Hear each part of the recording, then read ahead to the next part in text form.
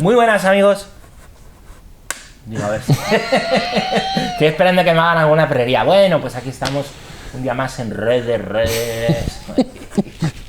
Jesús Silva, qué majo es. María Domènech. Aquí presente para lo que necesites. Que casi no habla. Bueno. El croissant. El croissant, aquí estoy yo detrás. Bueno, vamos a hablar de un tema hoy. Del que nunca hablamos. Exactamente. Nunca se habla. No. El tema del aborto. Tema tabú. Hola, muy buenas a todos. Espera. Ese momento. Redes. Muy buenas, amigos. Amigos, ¿qué tal? Ese momento. Es el momento, gracias. Por favor. Incluso hay muchos veterinarios que no son animales. Nada el botón de cronómetro. Ahora sí. Bueno, a ver. Qué moderno, ¿no? Pero no simplemente para decir, oye, el aborto, la eutanasia están mal, ya sabemos que la vida humana es digna. Lo explicaremos un poquito más si quieres tú, Antonio, desde el inicio en la concepción hasta pues la muerte de manera natural, ¿verdad? Pero como siempre, continuamente hay noticias de esto, una y otra vez, pues conviene de vez en cuando hablar. Y hoy vamos a tratar de profundizar un poquito más, ¿no? No simplemente decir, oye, aborto, la eutanasia, malos, no. Vamos a hablar un poquito más de lo que hay de fondo, del tema del sufrimiento, del valor redentor del sufrimiento, de la vida, de cómo llevar la cruz, ¿no? Bueno, no sé si queréis empezar diciendo algo de por qué esto hoy es... ¿Qué sufrimientos os habéis encontrado vosotros? Vamos a empezar por el aborto, ¿no? Si os habéis encontrado alguna vez personas que han sufrido a causa de esto. Yo voy a empezar un poco a lo mejor por un punto que igual no os mola, pero... ¿Ya has comido? Ya está, ya he comido y se me han venido las ideas a la cabeza. Vale, háblanos. Y es que yo imagino que vosotros también, desde que el Papa Francisco ha permitido que los sacerdotes podamos absolver del crimen del aborto, nos hemos encontrado con gente de los confesionarios que se han confesado, ¿no? Habitualmente mujeres. Yo creo que es importante comprender que en un mundo en el que una chica adolescente se queda embarazada y le presiona el novio, el exnovio, el padre, el hijo, el espíritu, todo el mundo, ¿no? Le está presionando, le están preguntando qué va a hacer. Hay tantas facilidades como la píldora del día después o todo tipo de cosas. Y la aceptación social. Y la aceptación social, ¿no? En la cultura. Muchas veces esas personas tienen una responsabilidad muy atenuada, ¿no? Y es una cosa que me he encontrado. Sin embargo, creo que también es importante educar más desde fondo de decir, o sea, una persona no se queda embarazada. No, de repente voy por la calle, ¡oh! No, ahí va, bombo, no. He hecho algo para embarazarme, ¿no? Es decir, al haber cortado el nexo entre sexualidad y reproducción de un modo artificial, porque es evidente que es estúpido dividirlo desde el punto de vista biológico, entonces nos encontramos con gente que se queda embarazada y que dice, ay, ¿y ahora qué hago? ¿No? Entonces, yo creo que un sufrimiento, primero, es de esas chicas que se quedan embarazadas, digamos, sin esperarlo, y que una de las cosas que tenemos que afrontar todos, desde la educación, desde los padres, los colegios, es enseñar la verdad de la biología humana y de que la sexualidad no se puede separar de la reproducción más que de un modo artificial y además con un porcentaje de casos, porque muchas veces no se puede evitar, ¿no? Entonces, este vídeo no está hecho desde el juicio, la condenación, el tirar piedras, ¿no? Como muchas veces se nos acusa a los católicos de que vamos, ¿no? No, es desde el punto de vista del sentido común de decir, a ver, si tú has hecho algo, tienes que ser consciente de las consecuencias y luego, en segundo lugar, que si tú lo que tienes dentro es una vida, es alguien distinto de ti, entonces no tiene por qué pagar él las consecuencias de lo que tú has hecho inconscientemente, ¿no? Claro, que no es tuyo, ¿no? Tu cuerpo es tuyo, pero eso es una vida distinta, con un cuerpo propio y una dignidad propia, ¿no? En este sentido, entonces, yo creo que lo que estás diciendo, Jesús, es que hace falta recuperar una educación pues en las virtudes y concretamente en la virtud de la castidad, que no es que no haya relaciones sexuales, sino saber educar en qué son las relaciones sexuales, cuándo son las relaciones sexuales y por supuesto que las relaciones sexuales van abiertas a la vida, ¿verdad? La paternidad responsable, que no es solamente que los matrimonios elijan cómo tener o cuándo tener los hijos, sino que es ser responsable a la hora de ejercer la paternidad, que va de la mano de la genitalidad, ¿no? Yo creo que eso es muy importante. Educar en la belleza del amor humano y de la sexualidad verdadera en todas sus dimensiones. Totalmente. Uno de los puntos clave del tema este del aborto es ser conscientes de que el niño, el cigoto, el feto, como lo quieran llamar las personas con las que hablemos, tiene un código genético distinto del de la madre. Sí, sí. Un código genético que es único y exclusivo de esa persona y que procede del padre y de la madre, pero que no coincide con ninguno de los dos. Y por lo tanto, no es la madre, exacto, es distinto de la madre, no es el cuerpo de la madre, porque todas las células del cuerpo de una persona tienen exactamente el mismo código genético. Si tú tienes algo dentro de ti que tiene un código genético distinto, eso no es tú, es otra persona distinta, porque tiene su propia peculiaridad humana.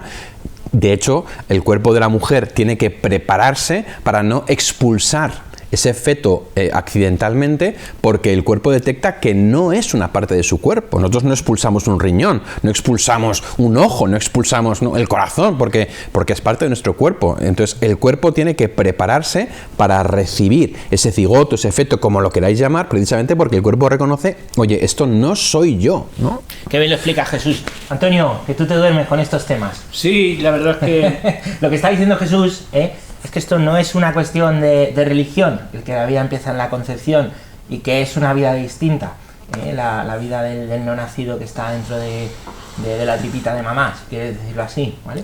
Sí, lo que está diciendo es que es una cuestión Espera, de naturaleza. ¿qué va a decir algo? Yo creo que el problema no solo está aquí, sino en desplazar esa realidad al campo emocional.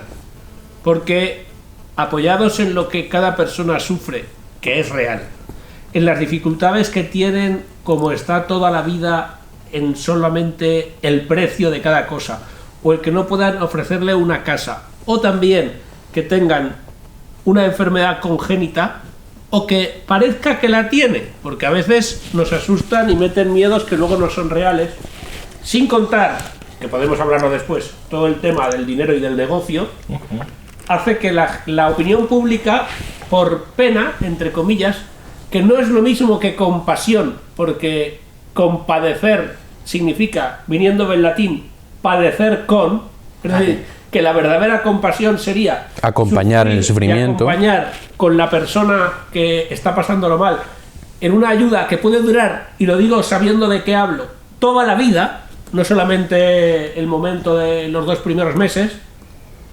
Tener en cuenta que el sufrimiento tiene valor en sí mismo y sirve para redimir a las almas unido al sufrimiento de Cristo. Porque eso se nos está olvidando. Como se nos ha olvidado que estamos redimidos con la sangre de Jesucristo y que tendemos y nuestro camino es el cielo, porque el hombre ha sido creado para salvarse, cualquier situación de sufrimiento nos puede ayudar a salvarnos, a nosotros y a los que sufren con nosotros, a los que se compadecen. Muy bien. O sea, dice Antonio María que no hay que desplazar esto al campo emocional. Él lo desplaza todo al campo, que es donde vive, ¿vale? Pero, esto era un poco para recopilar un poquito lo que has dicho, ¿no? Has dicho una cosa interesante, ¿no? El tema de, solo una, del dinero. No te vengas arriba. Muchas cosas buenas, Tomás, cómete un croissant. Gracias. Que tiene ya hambre. Con lo que he dicho ya podemos desayunar. Va a ir al Guinness, porque aquí donde estamos está el Guinness más cercano a su pueblo. Exactamente, por eso hemos venido aquí, a ir al Guinness. Aquí en esta ubicación secreta. Bueno, ¿qué decía yo? Decía que también has tocado un tema, ¿no? Que es el tema del negocio, ¿vale? Y es que esto, como hablamos también en un vídeo que fue el de la pornografía, esto mueve mucha panoja, ¿eh? Esto mueve mucha guita, esto mueve mucha pasta, ¿no? Entonces, esto se vende desde el afecto como una solución a esa pobre mujer, ¿no? A la que pues nadie quiere, ¿no? Y menos la iglesia, ¿no? Pero ¿qué pasa? Que esto mueve mucho dinero. El aborto que menos cuesta son 400 euros, de ahí para arriba, hasta los 2.000. Si en España se registran cada año entre 90.000 y 100.000 abortos, ¿cuánto dinero es eso? Lo podéis imaginar. Detrás de una ley que, oye, prohíbe... Luego cuentas tú si quieres, ahora te lo digo.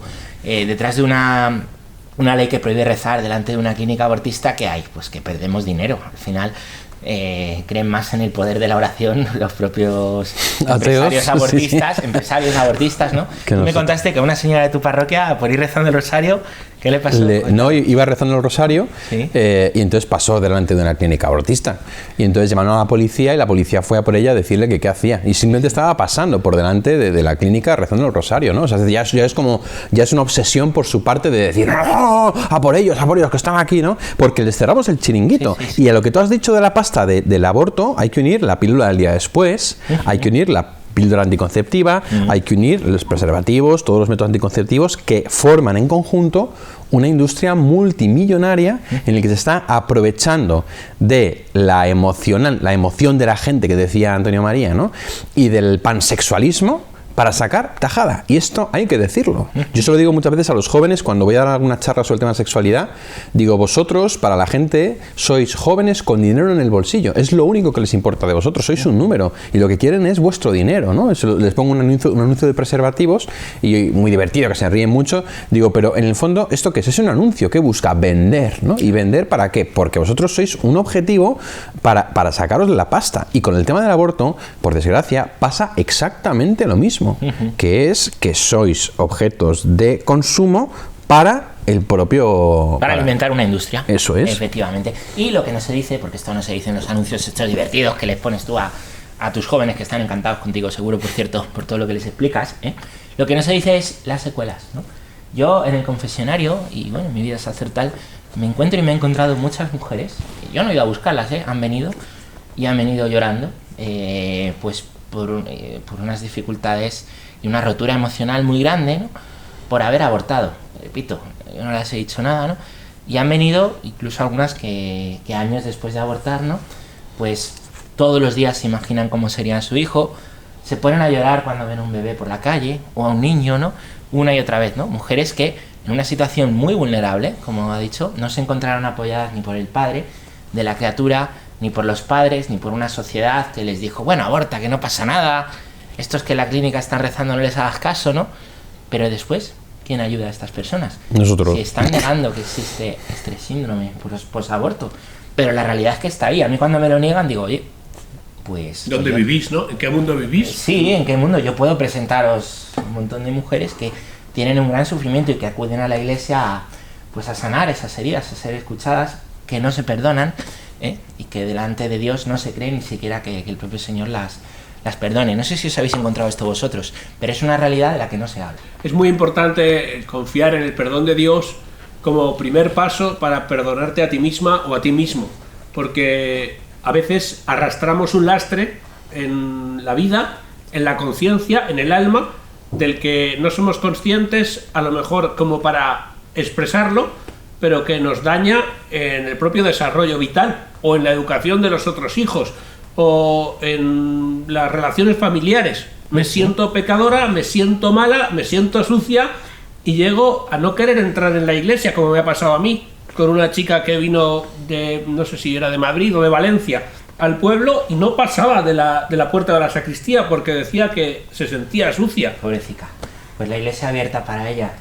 Totalmente. ¿Qué le dirías a una mujer en esta situación? O sea, bueno, no, además es que sí, por ahí malas cosas, ¿no? O sea, hoy en día también tenemos que tener en cuenta que el debate del aborto muchas veces no está ya situado en si el feto es o no es una persona, es o no distinto de la madre, sino se ha desplazado el acento al derecho de la madre a decidir, ¿no? Y en ese sentido yo conozco a muchas chicas y mujeres que son conscientes de que lo que tienen dentro es un niño, es un hijo, y que aún así se sienten que tienen el derecho de poder deshacerse de él. Y yo no olvidaré nunca un caso de que no pude salvar, de una chica que estaba embarazada y un amigo, un chaval del colegio, le dijo, mira, habla con Jesús antes de dar este paso, ¿no? Y entonces empecé a hablar con ella un poco desde el tema de los argumentos, un poco, y ella me dijo, no, pero si yo ya sé que lo que tengo dentro es una vida, pero es que yo para traer a mi hijo a esta porquería de mundo a sufrir, prefiero ahorrárselo, ¿no? Entonces fue un impacto, yo no conseguí evitar que abortase, ¿no? Y ahí me di cuenta de que hoy en día ya el debate no está en el punto de si eso no es una persona o si es... En el fondo todo el mundo sabe que es una persona, todo el mundo lo sabe. ¿Por qué? Porque si tú a una madre que está buscando quedarse embarazada se queda embarazada, ella va a hablar de mi bebé, va a hablar de mi niño, no va a hablar de mi cigoto ni de mi tumor. O sea, saben que es una vida, lo saben perfectamente. El problema está en, por una parte, ese malentendido derecho mío por encima del derecho del niño, y por otra parte, esa concepción antivida, ¿no? O sea, cuando nosotros somos pro vida, no es que seamos antiaborto, no, es que somos pro vida. O sea, creemos que la vida merece la pena, que la vida es hermosa, que la vida merece la pena vivirla y que incluso con sus sufrimientos, con sus límites y con sus problemas, merece la pena salir adelante porque no estamos solos, ¿no? Y en ese sentido, creo que es muy importante como ayudar a las madres embarazadas a darse cuenta de que merece la pena vivir, incluso con sufrimiento. Pongamos un ejemplo, y perdonad que mezcle todo, pero una madre que tiene un niño que tiene una discapacidad, ¿no? Y que a veces eso es como una de las excusas que se coge para abortar. Hombre, va a haber un trabajo extra, va a haber, si queréis, un sufrimiento, pero lo que ha aportado mi hermano Pablito, síndrome de Down, a mi familia, no tiene precio. Es una maravilla, es una bendición. Y obviamente, yo lo digo totalmente en serio, ¿no? Y los que me seguís en redes o me conocéis en familia lo podéis saber. En ese sentido, pues bendito síndrome de Down, ¿no? Bendito síndrome de Down, que es un regalo para la familia. El pobre Pablito es un bendito, es un ángel del cielo, va a ir directamente al cielo y encima nos está ayudando a nosotros también a divertirnos, a reírnos, a ir al cielo, a ejercitar la paciencia. Entonces, el sufrimiento es cierto que puede venir a veces de la mano de un embarazo no esperado, no deseado, lo que sea, pero nosotros estamos llamados a acompañar en ese sufrimiento para que esa persona pues pueda salir adelante y darnos cuenta de la belleza que hay detrás incluso de un niño no deseado, que es lo que todas las madres que han decidido no abortar y han tenido los hijos manifiestan. Que es hermoso ser madre, que les ha merecido la pena, que al final merece la pena vivir, merece la pena la vida y por lo tanto merece la pena el dar adelante, salir adelante con la vida, ¿no? Qué bueno, y me parece que aquí has tocado un poco el fondo de la cuestión, ¿no? Si me permitís una reflexión, me parece que hay mucho miedo a sufrir. Nos da miedo sufrir y nos da miedo morir. No solo morir, oye, que nos morimos hoy, sino morir en vida, ¿eh? Aquello que te quita tu tiempo, aquello que te quita tu comodidad, aquello que te quita, ¿no? Y ¿sabéis qué pasa? Que, como muy bien decía Antonio María, pues desde Cristo se entiende el valor redentor y el sentido del sufrimiento. Pero si quitamos a Dios de la sociedad, se cae todo. Se cae el mal, el pecado, aunque nos seguimos sintiendo mal, y luego hay heridas, aunque dejemos de hablar de mal. Se cae el sentido de la vida, el sentido del sufrir. La fe no consiste en no sufrir. Hay gente que se enfada con Dios porque dice, uy, tengo un sufrimiento. No, porque no es Dios el genio de la lámpara maravillosa, Aladino, estos libros que veías tú de pequeño, ¿no? Sino que la fe no es para no sufrir, sino para enseñarnos que tu sufrimiento tiene un valor redentor y que eso que a lo mejor no esperas, que te hace sufrir, ese acontecimiento concreto, es para llevarte al cielo. Me ha gustado cuando Jesús decía, oye, mi hermano Pablito va a ir al cielo, pero es que os va a llevar a vosotros al cielo también. Es verdad, ¿eh? Y muchas situaciones en la vida que tenemos que no entendemos en un principio, que no sabemos por qué Dios permite, pues son la escalera para el cielo. Pero quitar la cruz, pues tiene estas consecuencias, ¿no? Por eso nosotros, dice San Pablo, llevamos el morir de Jesús. Vamos a dar el sentido de la cruz a la gente, ¿no? Antonio María, una cuestión, porque hablando de esto, hay mucha gente que dice, tú no tienes útero, tú no puedes opinar. Tú no eres mujer, tú no puedes opinar. ¿Tú qué le dirías a una persona que te dice eso? A una persona que dice eso le diría que muchos ginecólogos son varones y no tienen por qué no saber del tema. Incluso hay muchos veterinarios que no son animales. No, es verdad, entienden de conejos, de leones, a veces entienden también de cabras. Los de mi zona entienden de animales de granja, al final. Entonces nos pensamos que porque tú eres cura no entiendes de amor o no entiendes de matrimonio, y puede ocurrir que a lo mejor sabemos un poco más que ellos, según la cantidad de personas que conoces, de lo que te has preparado, incluso de la luz que Dios te da para aconsejar a los demás, que no lo podemos dejar entre paréntesis. Pero yo creo que el mejor ejemplo para vivir lo que estamos diciendo del sufrimiento es la vida de los santos. Y tengo una santa. Espera, pero antes quería yo decir una cosa, porque ya te veo por dónde vas.